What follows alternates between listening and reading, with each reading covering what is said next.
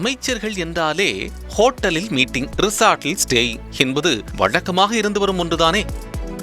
முன்னதாக துணையான அமைச்சரை கழகத்தின் விளையாட்டு பிள்ளையாகவே அடையாளப்படுத்தி வந்தனர் சிலர். அவரோ இளமையானவர் என்பதால் அந்த பட்டம் அவருக்கு வழங்கப்பட்டது.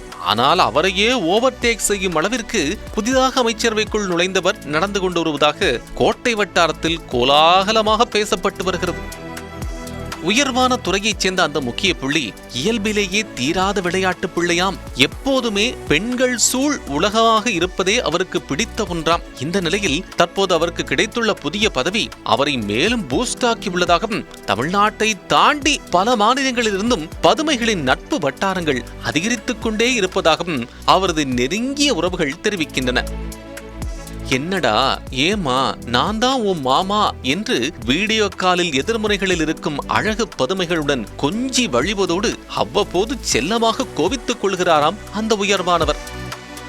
இவரது கிறக்கத்தை குறித்து விசாரித்தால், அண்ணன் சும்மா இருந்தாலும் அண்ணிங்க சும்மா விடுறதில்லைங்க, அண்ணன் கிட்ட பவர் இல்லாதப்பயே பதுமைகள் அதிகம், இப்போ அண்ணனுடைய ப்ரமோஷன் பதுமைகளுடைய கூடுதல் கவனத்தை பெற்றிருக்கு என்று அண்ணனின் விருதுகள் சொல்கிறார்கள். அதோடு நிதி ஒதுக்கீட்டை மனசுல வச்சுக்கிட்டு சும்மா சும்மா அண்ணனை போன் போட்டு அத்தான் என் அத்தான் உன் ப்ரமோஷனை எண்ணித்தான் என்று அன்பு தொல்லை கொடுத்து வருவதாகவும் அண்ணனின் விழுதுகள் தெரிவிக்கின்றனர்.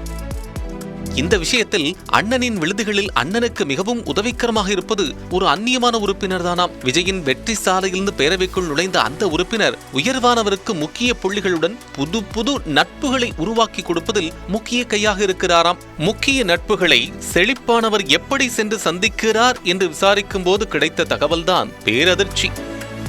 தலைநகரில் இருக்கும் சமயத்தில் சில நாட்கள் காரை தவிர்த்துவிட்டு ஆட்டோக்களில் ஏறி பிரைவேட் கெஸ்ட் ஹவுஸ்களுக்கு பிரைவசி தேடி போய்விடுகிறாராம். தார்பாய் இறக்கப்பட்ட ஆட்டோக்களை அரேஞ்ச் செய்து கூண்டுக்கிளி கணக்காக அண்ணனை சேஃப்டியாக கூட்டிச் செல்வதே இந்த அந்நியமான உறுப்பினர் தானாம்.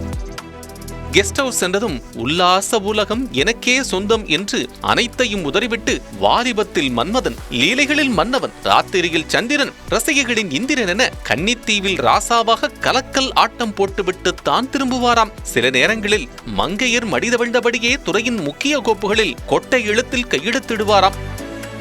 இதில் உச்சகட்டம் என்னவென்றால், கூண்டு ஆட்டோவில் தான் குத்த வைத்து ஒளிந்து வருவது போலவே கோப்புகளையும் அமுக்கமாக ஆட்டோவில் வைத்தே கொண்டு வருமாறு துறை அதிகாரிகளுக்கு உத்தரவு போடுகிறாராம். இத்தனை ஆட்டமும் தலைமையின் காதுக்கு செல்லாத அளவுக்கு சீக்கிரட்டாக மெயின்டைன் செய்வதுதான் இவரது டேலண்ட் என்று சிலாகிக்கிறார்கள் சின்சியாரிட்டிகள். ஆனால் இந்த விஷயம் எப்படியோ லீக் ஆகிவிட்டதால் அமைச்சரவைக்குள் வைரலாகி வருவதாக அறிவாலய வட்டாரங்கள் தெரிவிக்கின்றன.